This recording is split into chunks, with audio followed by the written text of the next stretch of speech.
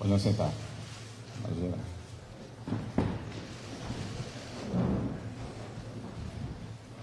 Bom dia, boa tarde a todos. Obrigado aos jornalistas que aqui comparecem. Essa é a primeira coletiva de imprensa do novo governo do Estado de São Paulo.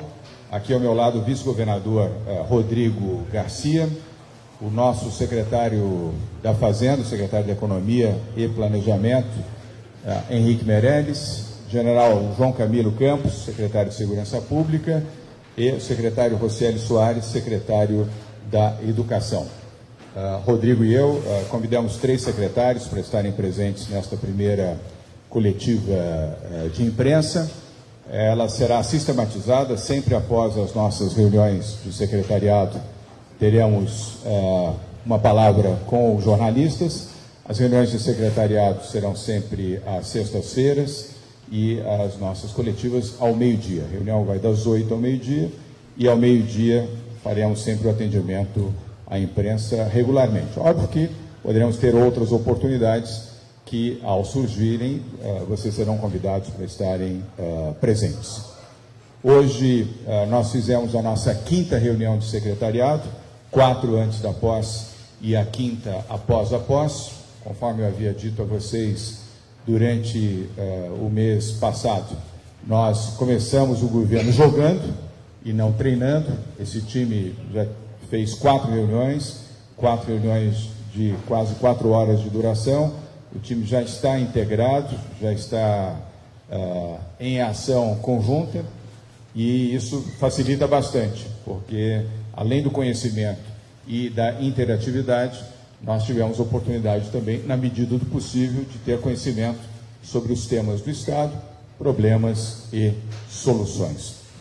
Nós vamos aqui ter as intervenções pela ordem do secretário Rocieli, da Educação, na sequência do general Campos, Segurança Pública, do Rodrigo Garcia, nosso vice-governador e secretário de Governo, e finalizando com a intervenção do secretário Henrique Meirelles. Passo, então, a palavra ao Rocieli Soares, que não teve tempo de descanso, deixou o Ministério ontem, o Ministério da Educação, e hoje já formalmente, aliás, anteontem, e hoje formalmente já como secretário de Educação do Estado de São Paulo. Rocieli.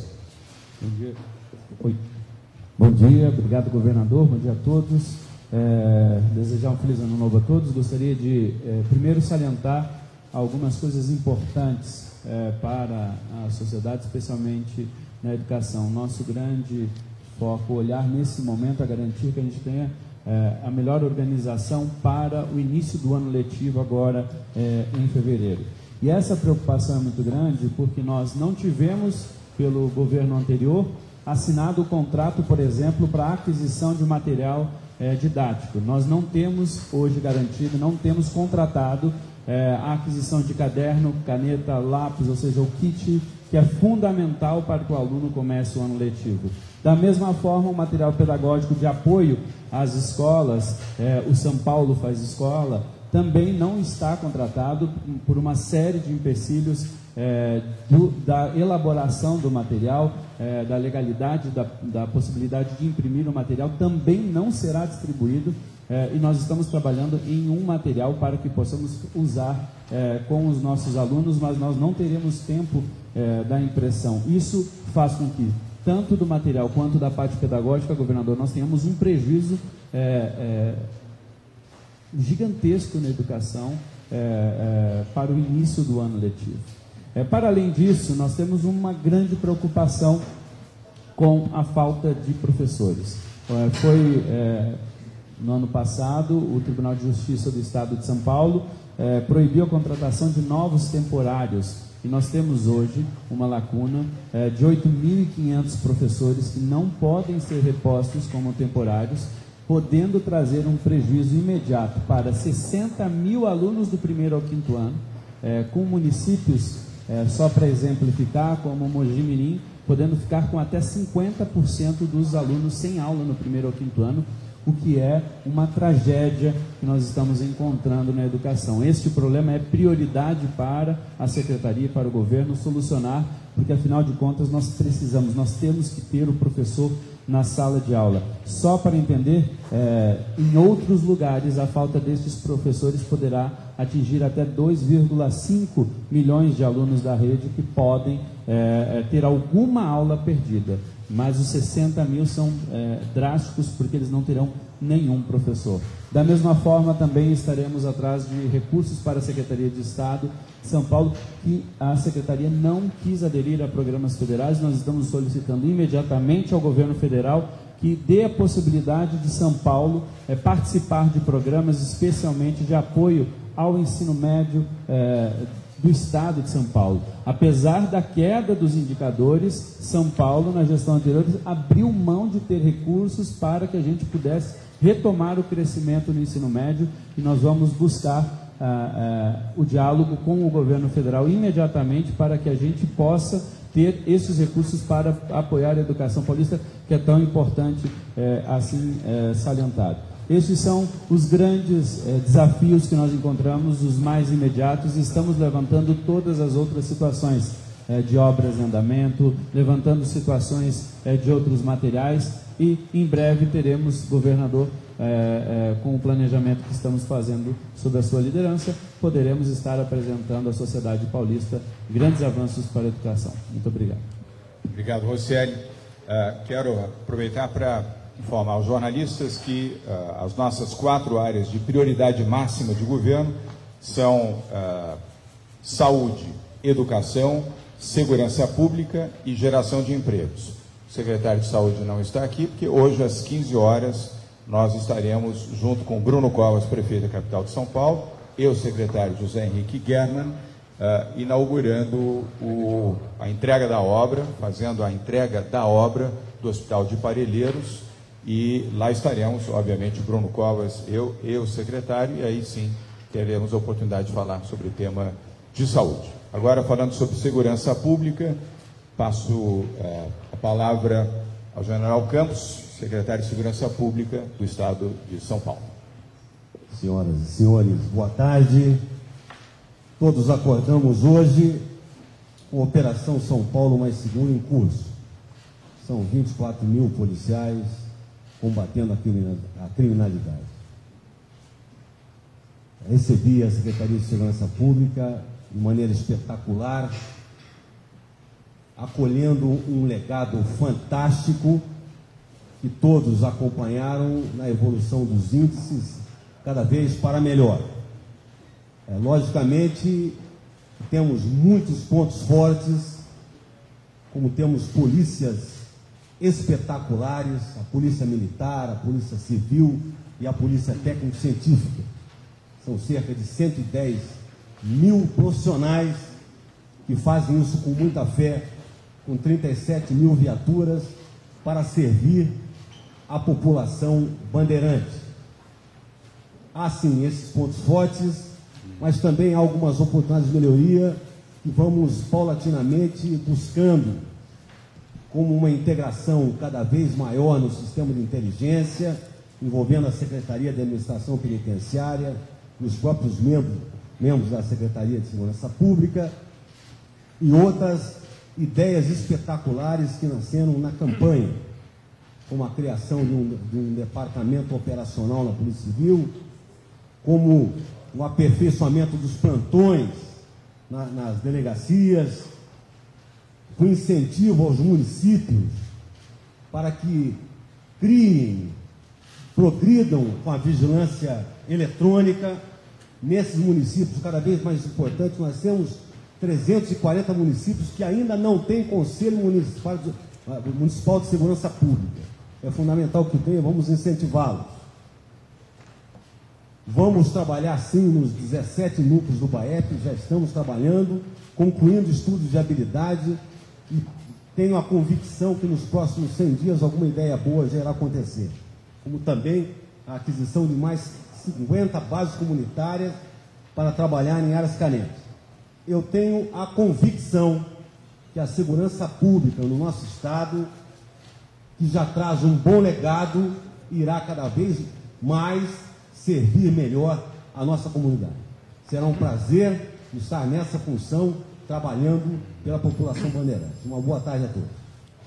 Obrigado, general. Apenas para recapitular, uma boa informação dada pelo general Campos, nosso secretário de Segurança Pública do Estado de São Paulo, e uma má informação na apuração do legado na área da educação em São Paulo. Nós não queremos aqui fazer caça às bruxas, nem estabelecer aqui, estigmatizar o governo anterior, mas falar a verdade. Na área da educação, a situação é muito ruim. Na área de segurança pública, a situação é boa, pode ser melhor e será melhorada. Aliás, a partir de hoje, às 5 horas da manhã, 24 mil policiais militares nas ruas em todo o estado de São Paulo. Vocês devem ter visto as viaturas da PM nas ruas, atendendo um compromisso de governo, que é polícia nas ruas, para garantir a segurança da população. Então, a partir de hoje, 24 mil policiais militares estarão nas ruas dioturnamente com as suas viaturas, com os seus giroflex ligados, com comunicação integrada, aumentando a sensação de segurança no estado de São Paulo. De fato, como disse o secretário, o general João Campos, os índices de homicídios para cada 100 mil habitantes têm caído em São Paulo. É o único estado do país onde os índices são índices internacionalmente colocados como de primeiro mundo. Hoje, 6,4 homicídios para 100 mil habitantes, um índice muito inferior aos demais estados do país. Mas a sensação de segurança precisa e vai melhorar, e uma das formas, além daquelas que o general já colocou, é tendo a polícia nas ruas. Vou passar a palavra ao Rodrigo Garcia. Como secretário de governo, o Rodrigo tem uma visão macro do estado e alguns pontos que foram debatidos hoje aqui na nossa quinta reunião de secretariado. O Rodrigo vai abordar agora para vocês. Rodrigo. Bom dia a todos. Hoje, na reunião com a equipe do governador João Dória, nós pudemos detalhar as intenções e as determinações dos decretos que o governador João Dória assinou no dia da posse e que geram trabalho e dedicação dos secretários nos próximos 90 dias. Basicamente, são decretos que buscam a redução das despesas na máquina pública do Estado de São Paulo.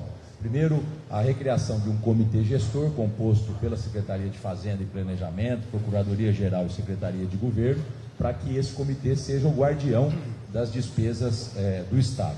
Segundo, uma determinação para que todos os secretários possam, nos cargos de livre provimento, portanto, os cargos em comissão, promover uma redução de 15% no volume gasto com esses cargos e uma economicidade de 30% nos recursos gastos com hora extra desse funcionalismo. Então, um decreto também que vai ao encontro da redução do tamanho da máquina nos cargos em comissão, 15% no valor salarial e 30% nas horas extras.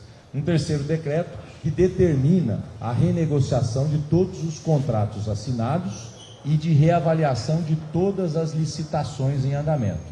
Primeiro, objetivando a busca de um desconto, de uma redução desses valores. E, em paralelo, analisando qual a aderência desses contratos em relação às políticas públicas do novo governo, avaliando se eles têm alguma necessidade de existirem ou se eles podem, porventura, ser rescindidos. Todos os secretários têm 60 dias para fazer essa renegociação de contratos já assinados e de reavaliação de licitações em andamento. Um terceiro decreto que abrange os convênios do Estado, tem outra natureza jurídica, por isso um decreto específico para o convênio. Muitas das transferências voluntárias que ocorreram nos últimos meses, elas não têm uma cobertura orçamentária no nosso ponto de vista. O secretário Meirelles está avaliando a questão do orçamento e do caixa, mas aparentemente nós temos déficits orçamentários em algumas áreas, especificamente a área da saúde. Então todos os secretários terão 30 dias para fazer uma reavaliação nos convênios assinados, para que eles analisem a oportunidade de seguir ou rescindir esses convênios. E um pacote de outros convênios assinados no mês de dezembro, que foram assinados com uma permissividade do ponto de vista jurídico por um decreto, no mês de dezembro, esses convênios estão cancelados por conta da falta de documentação no entendimento do novo governo. E um quarto decreto que abrange a contratação de organizações sociais, muito voltada também à área da saúde. Nós tivemos, enfim, no final do ano, a repactuação com as organizações sociais em andamento, e o secretário Guerma está avaliando isso, mas nós temos também vários chamamentos públicos que buscaram contratar organizações sociais para novos serviços.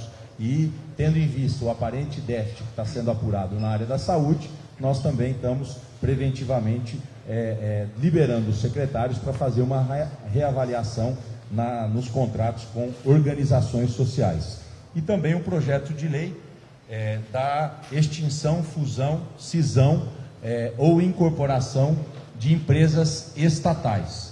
O governador ontem assinou o encaminhamento desse projeto de lei, que vai ser destinado à Assembleia Legislativa, para que ele possa ter a oportunidade de fazer a extinção ou a incorporação dessas estatais. Foram 6 estatais listadas, 3 já delas com o presidente anunciado pelo governador, que é a CPOS, a Codasp e a Emplasa. A ideia do governador ou é a extinção das 3 empresas ou a união dessas 3 empresas em uma única empresa, prestadora de serviço para o Estado. Além dessas, 2 empresas que são da área meio, que é a Prodesp e o IMESP, a Imprensa Oficial do Estado e a Companhia de Processamento de Dados. Os levantamentos preliminares que o governador determinou que fossem feitos ainda na transição, diante das informações que nós conseguimos naquele momento. Dão uma economicidade de mais de 30 milhões de reais no ano, só com a junção da Imprensa Oficial e do IMESP. Nós vamos detalhar nas próximas semanas para o governador essa economicidade, e a extinção da DERSA.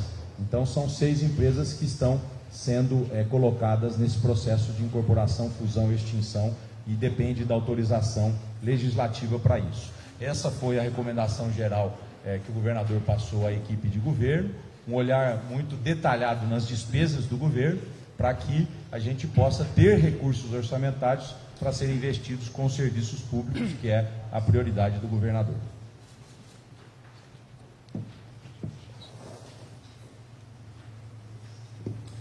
Obrigado, Rodrigo Garcia.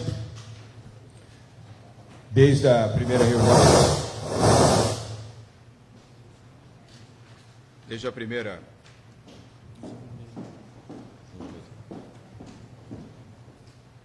Desde a primeira reunião que fizemos de secretariado, a orientação foi reduzir despesas, otimizar resultados, digitalizar o Estado, colocar tecnologia a favor do serviço público, usar o padrão poupa-tempo, que é um serviço do Estado de São Paulo, competente, sério, bem avaliado pela população, para que esse seja um modelo de atendimento em todas as áreas de governo. Saúde, educação, habitação, serviços de maneira geral do Estado deverão seguir o padrão poupa-tempo, eficiente, correto, pontual, prestativo e bem avaliado pela população. Poupa-tempo é um serviço que tem uma avaliação superior a 96% de aprovação pela população de São Paulo, e é um serviço público, iniciado no governo Mário Covas e evoluído ao longo dos governos que o sucederam, e até hoje uma referência positiva de serviço público em São Paulo e uma referência nacional.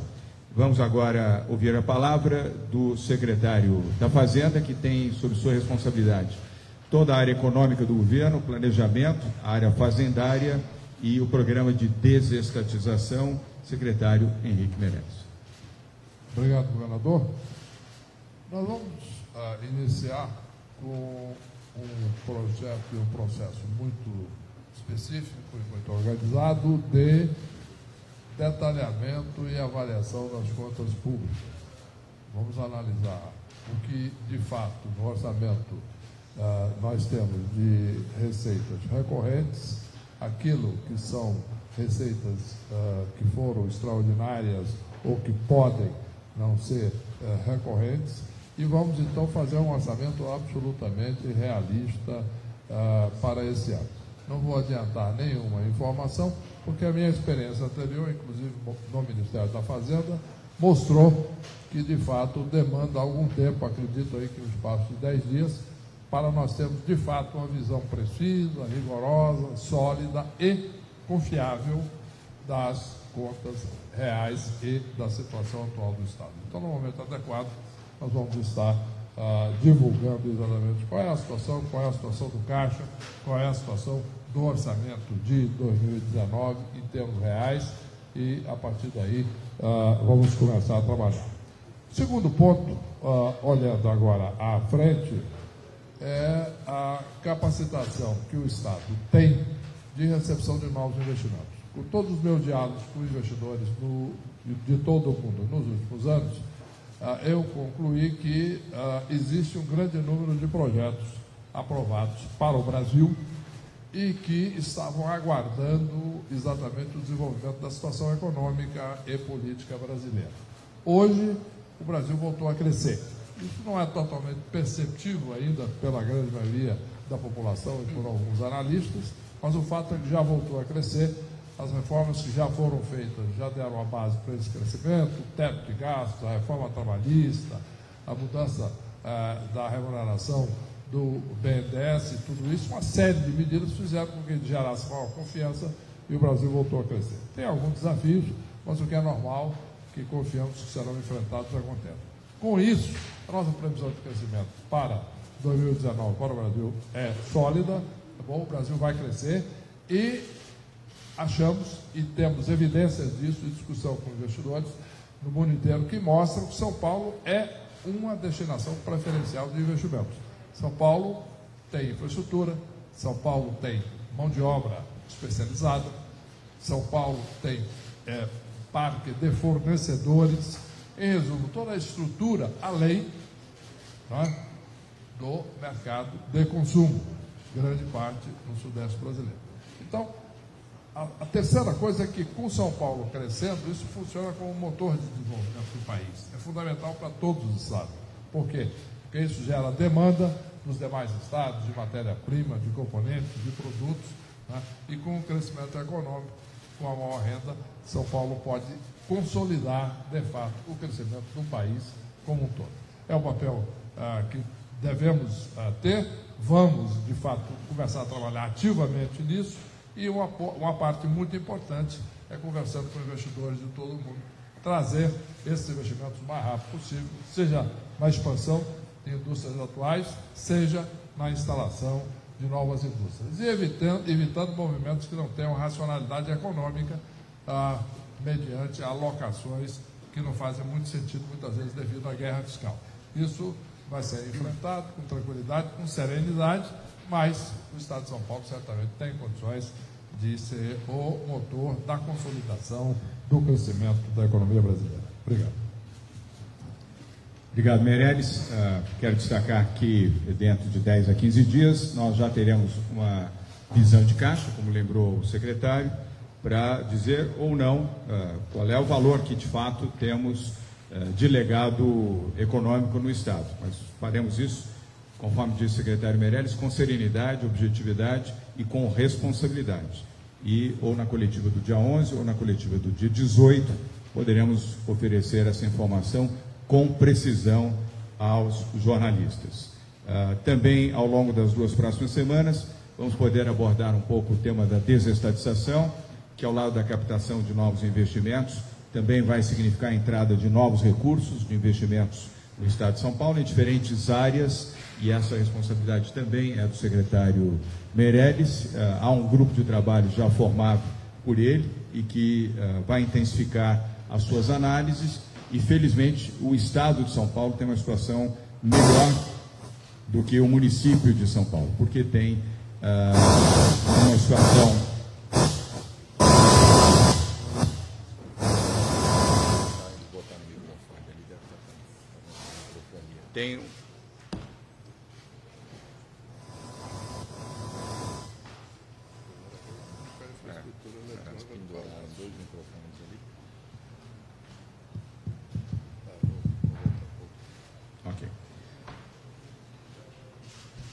Nós temos no Estado uma situação antecessora, bastante positiva no governo, especialmente no governo Geraldo Alckmin, no programa de PPPs, parcerias público-privadas, que estabeleceu, seja através da Procuradoria, seja através do Tribunal de Justiça, seja através do Tribunal de Contas do Estado de São Paulo, perfis modelos e protocolos que vão permitir um processo mais rápido no programa de desestatização, seja através de PPP, seja através de concessão ou através também da própria privatização. Programas na área rodoviária, hidroviária, ferroviária, portos, aeroportos regionais, terminais de trens que serão colocados em regime de desestatização, que serão abordados pelo ministro e secretário, hoje secretário da Fazenda, Henrique Meirelles, nos nossos próximos encontros. A prioridade de geração de emprego está ao lado da saúde, da educação e da segurança pública. Para isso, é geração de investimentos. Onde tivermos investimentos, teremos geração de emprego e geração de renda também. Finalizo dizendo que estarei em Davos, a convite do Fórum Econômico Mundial, de 22 a 24 de janeiro, como estive neste ano. Repito novamente a nossa participação, a convite do professor Klaus Schwab, que é o presidente do Fórum. Todos já sabem que o presidente Jair Bolsonaro lá estará, acompanhado de 2 ministros de Estado, e nós estaremos também já apresentando algumas iniciativas e propostas de investimentos no Estado de São Paulo, com prioridade para o programa de desestatização, mas também para programas na área industrial, área de comércio, área de serviços e o agronegócios. Essas serão as nossas prioridades para a apresentação aos grandes investidores em Davos, na Suíça, de 22 a 24 de janeiro. Eram essas as informações e considerações. Nós temos 5 jornalistas que estão inscritos aqui.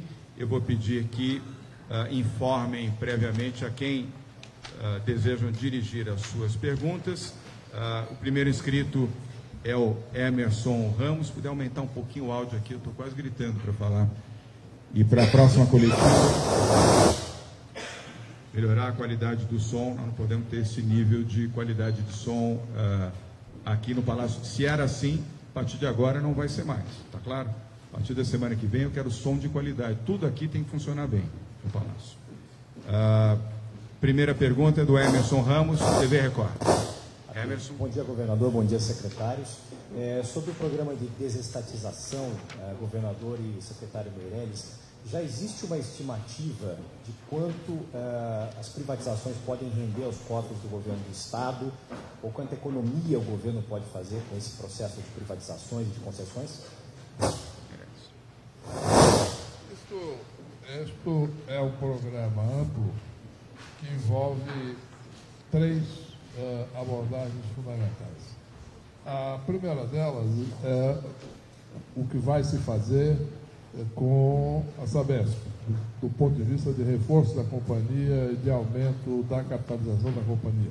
Isso vai depender um pouco da transformação em lei de uma medida provisória assinada pelo presidente da República no dia 28, mas que vai permitir analisarmos, de um lado, se haverá uma privatização ou se haverá uma capitalização através de abertura de capital privado via uma holding da Sabesp, mantendo-se o controle público. De qualquer maneira, são 2 alternativas bastante diferentes, que dependem da estrutura normativa e legal do governo federal. E estamos aguardando, mas já estudando. Isso gera resultados bastante diferentes para o Estado.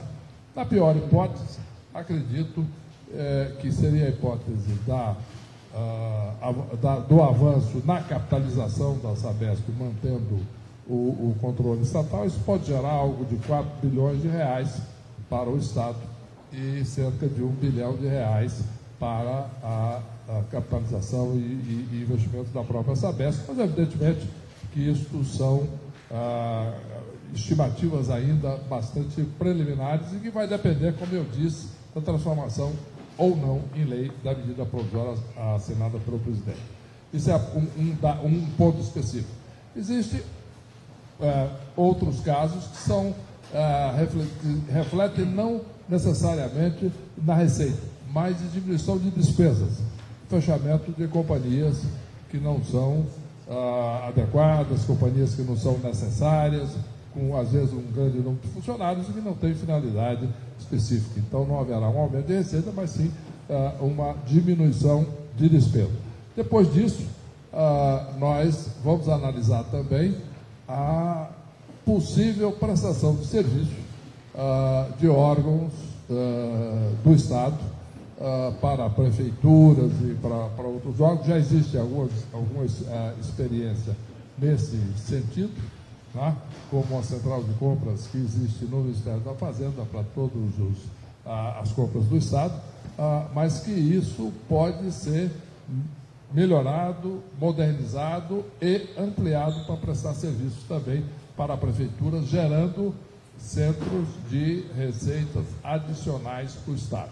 Em resumo, existe sim uma ampla gama de possibilidades, dirigido, portanto, em 3 áreas, seja a capitalização, seja fechamento de empresas, seja a desestatização propriamente dita via a privatização, seja capitalização, seja através também da prestação de serviços e de coisas similares. Quer dizer, em resumo, nós vamos fazer uma avaliação moderna, de maneira que todo o potencial econômico do Estado possa se refletir também nas finanças estaduais.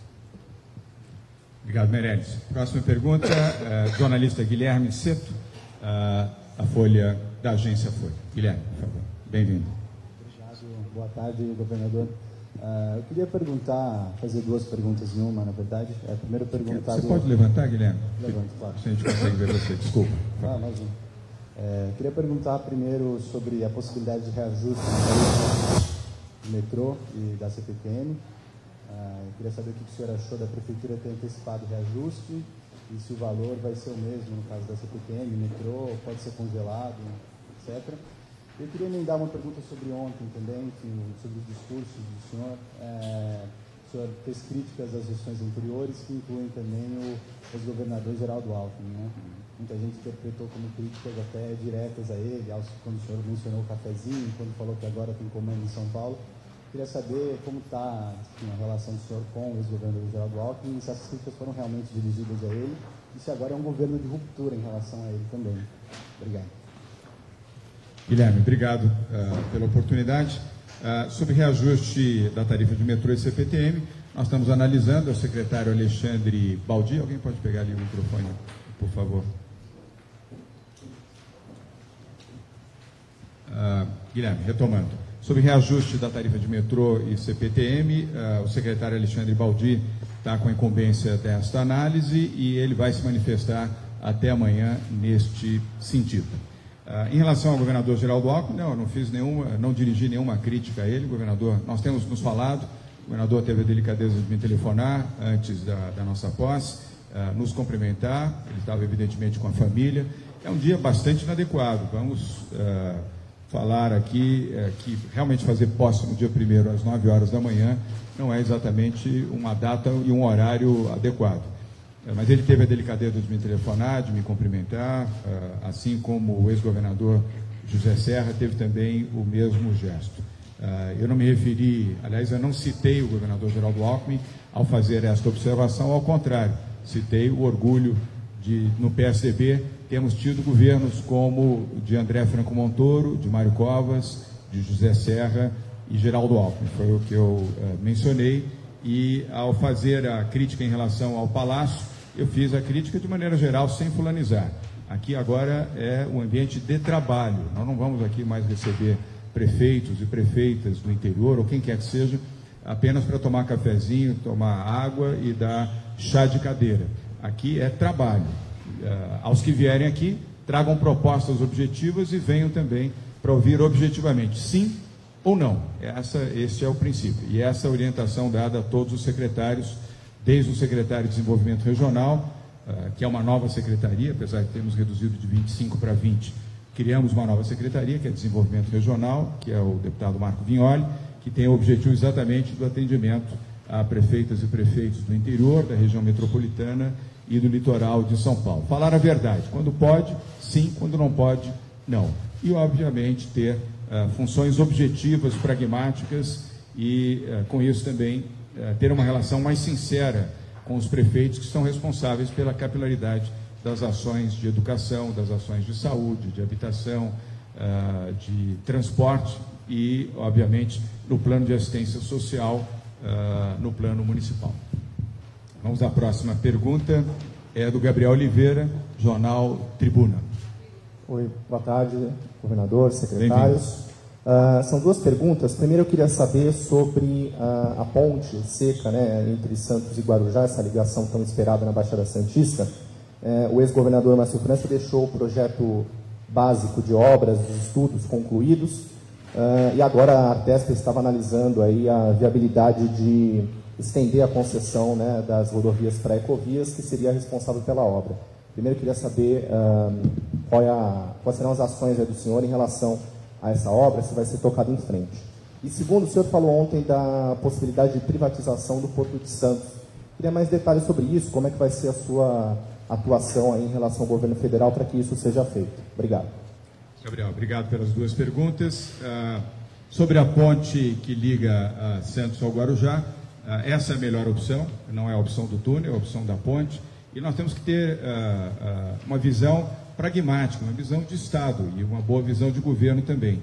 A opção existente é a melhor e é nessa que nós vamos trabalhar. Não é o fato de ter sido avaliada pelo governo anterior que ela será desqualificada apenas porque foi do governo anterior.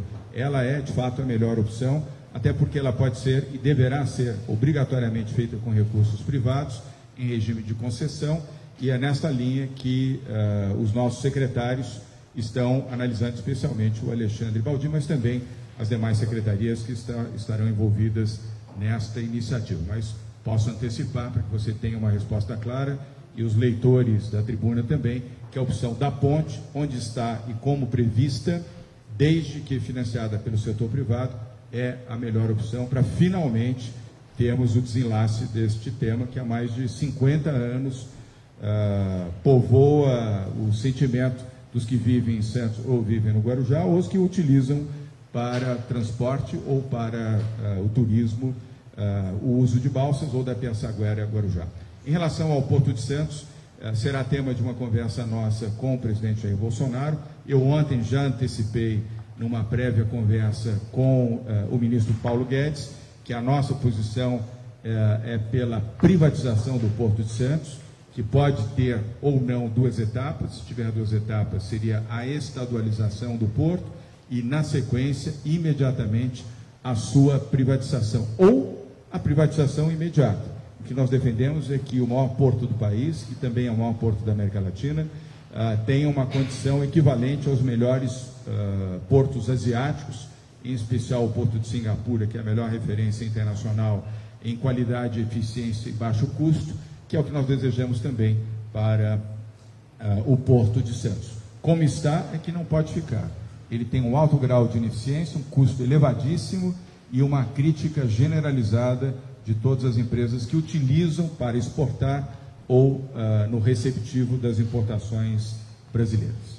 A próxima pergunta é Bruna Barbosa, Rádio Bandeirantes. Bruna, por favor. Boa tarde, governador. Boa tarde a todos. Ainda sobre o reajuste da tarifa, geralmente o Estado e o município fazem esse anúncio junto, desta vez a Prefeitura fez sozinha. Queria saber do senhor, governador, se o senhor acha que foi proposital do ex-governador Márcio França ter deixado esse anúncio já para a sua gestão. E uma segunda pergunta sobre o efetivo policial de 24 mil policiais nas ruas a partir de hoje. Eu queria saber qual era esse número anteriormente. Obrigada. Eu vou dividir, obrigado Bruna, vou dividir a resposta com o Rodrigo Garcia e dividir a resposta também com o secretário general João Campos. Sim, logicamente que foi. Ele poderia ter perfeitamente equalizado o tema da tarifa junto com o Bruno Covas. Não tinha nenhuma razão de adiar esta decisão. Não foi um bom gesto. O gesto correto seria administrar. É assim que se faz. Você, quando governa, governa, não protela. Então, não foi um gesto correto do governador Márcio França. E agora nós estamos avaliando para tomar uma decisão, e até amanhã, a decisão nossa não passará de amanhã. Essa foi a orientação dada hoje na reunião de secretariado, sob o comando do secretário Alexandre Baldi. Vou passar ao Rodrigo e, na sequência, ao general Campos. E ainda no tema da atualização da tarifa, acho que nós contamos no dedo os poucos anos onde existiu essa dissintonia entre Estado e Prefeitura. Mesmo em momentos onde existia um distanciamento partidário grande, sempre se tomou a decisão em conjunto, né? E como o governador colocou, nos estranhou, naturalmente, toda virada de ano nós temos atualização tarifária, o prefeito fez a atualização do município e o Estado não o acompanhou. Por isso, ontem ainda o governador determinou ao secretário Baldi que faça a conclusão dos estudos, né, e possa anunciar entre hoje e amanhã a atualização da tarifa do Estado, que é, enfim, necessária para que você tenha equalização econômica e financeira no sistema. Acho que o tema da tarifa é discutido há anos sobre as gratuidades e principalmente o custo do transporte na megalópole que nós temos em São Paulo e a necessidade dessa atualização. Então, provavelmente até amanhã nós teremos aí o anúncio pelo secretário Baldi da atualização da tarifa do Estado. Só um complemento. Bruno, só para não fugir a resposta, e eu não fujo delas, o entendimento houve entre o governo de transição e o governo atual. Houve, inclusive, um anúncio prévio feito pelo ex-governador Márcio França, vocês são testemunhas disso. Numa agenda externa que ele fez, ele falou sobre a tarifa de 4,25. Foi ele que disse, inclusive. Então, não foi falta de entendimento, não foi falta de iniciativa, não foi falta de presteza da nossa parte, nem sequer do Bruno Covas. Foi falta de coragem do governador que deixou o governo de São Paulo de praticar aquilo que outros governadores já fizeram, ainda que em final de mandato. General Campos. Boa tarde, Bruno. Sinceramente, eu não tenho ideia de quanto tínhamos. A verdade é que hoje tem 24 mil na rua. É uma operação que será cíclica. Quando será outra, só Deus sabe, mas faremos. E o que foi importante é a capacidade de mobilização. Para esse secretário é vibrante saber que com algumas horas de ordem de alerta ou alguns dias, eu posso colocar 24 mil homens na rua, homens e mulheres. Aí estão elementos da veia administrativa que também são muito importantes, da assistência social que também são muito importantes e que hoje estão nas ruas cumprindo o papel da Polícia Preventiva. Isso foi o forte dessa operação. Obrigado pela pergunta. Obrigado, general. Bruna, mais uma vez, obrigado. Vamos à última pergunta. O jornalista Tiago Muniz, Rádio Jovem Pan. Tiago, aqui. Ela está levando o microfone para você. Boa tarde, bem-vindo, Tiago. Boa tarde, governador. Obrigado. Vou fazer duas perguntas em uma também, já que está tendo essa licença. A primeira é, o secretário de Educação acabou de escrever um quadro, não sei se dramático, mas muito difícil para um começo de ano. O senhor agora falou aí de bater cabeça em relação à questão da tarifa de transporte. Houve uma transição? Porque os senhores tiveram 4 reuniões prévias, dá para ver que está muito azeitado o governo que está tomando posse, mas houve uma conversa com o governo que estava saindo, ou vocês propuseram isso e não foram recebidos? Parece que vocês estão recebendo alguns presentes de grego. E a outra pergunta, o ano do senhor, primeiro ano na prefeitura, se caracterizou por uma agenda muito intensa de viagens. O paulista deve esperar mais uma vez que o senhor vá a outros países o senhor tem um programa de desestatizações andando aí, né? O paulista deve esperar que o senhor também tenha uma intensa agenda de viagens como governador? Muito obrigado. Tiago, obrigado pelas perguntas. Sobre transição, eu vou passar ao Rodrigo Garcia.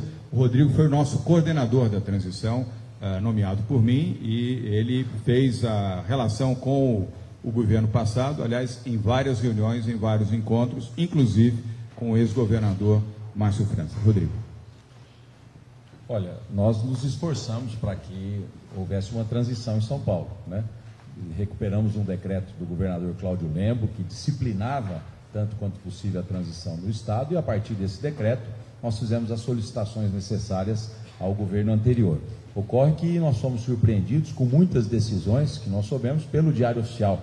Vou citar aqui, por exemplo, a rescisão dos contratos à caducidade da linha 6, como, por exemplo, a rescisão dos contratos do Rodoanel. Tudo isso não foi dado informação prévia à transição. Então, tanto quanto possível, nós buscamos o acesso aos dados, e é só a imprensa, eu convido todos a ler o Diário Oficial dos últimos 60 dias, do mês de novembro e dezembro, para a enormidade de decisões que foram tomadas pelo governo anterior, sem nenhum conhecimento prévio da transição. Como diz o governador, para nós voltarmos em abril, vamos olhar o Diário Oficial de novembro e dezembro.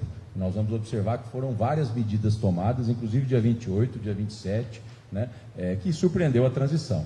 Nós respeitamos, o governo anterior terminou no dia 31 de dezembro, mas não concordamos com grande parte desses atos que foram realizados pelo governo, tanto é que dentro da legalidade, dentro da autonomia do novo governo, os decretos foram assinados, abarcando grande parte dessas decisões, mas infelizmente parte dessas decisões elas foram tomadas e não serão mais possíveis de ser revistas.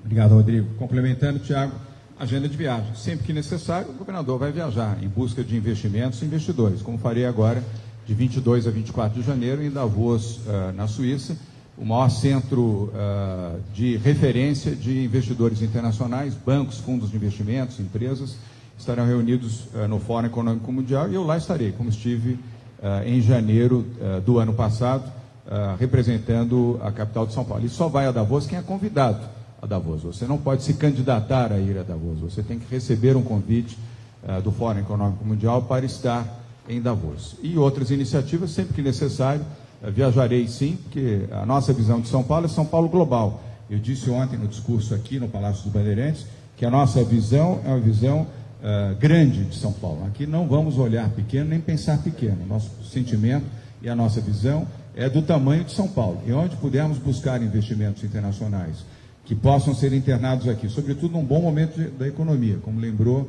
o secretário Henrique Meirelles, essa é a hora. E São Paulo, a nível do Estado, tem condições para isso e vamos buscar estes investimentos aonde estiverem disponíveis. E se isso exigir viagem, eu viajarei. Não, neste momento não. Esse é o primeiro programa, Davos, repito, de 22 a 24. À medida que tivermos, nós vamos informar vocês. Eu queria agradecer, Silvia, nós combinamos 5 perguntas. 5 perguntas foi o combinado. Adriana e Silvia, vocês são excelentes jornalistas, nós gostamos de vocês, mas as regras... Mas nós vamos ter a primeira de muitas. A primeira de muitas coletivas. A primeira de muitas. Nós não vamos ter... nós vamos ter muita oportunidade de conversar. Vamos ter muitas oportunidades para fazer um encontro com vocês. Eu já até antecipei. Todas as sextas-feiras, nós estaremos aqui ao meio-dia recebendo vocês, mas sempre com regras definidas. Eu quero desejar a todas e a todos, inclusive aos fotógrafos e cinegrafistas que aqui estão, um ótimo ano. Estaremos juntos, os que desejarem, hoje às 15 horas, e o tema é saúde, no Hospital de Parelheiros, e na próxima sexta-feira, ao meio-dia. Obrigado, um bom dia para todos. Obrigado.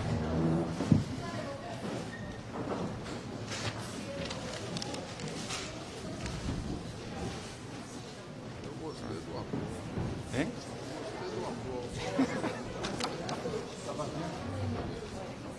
Vamos pegar isso aqui, viu?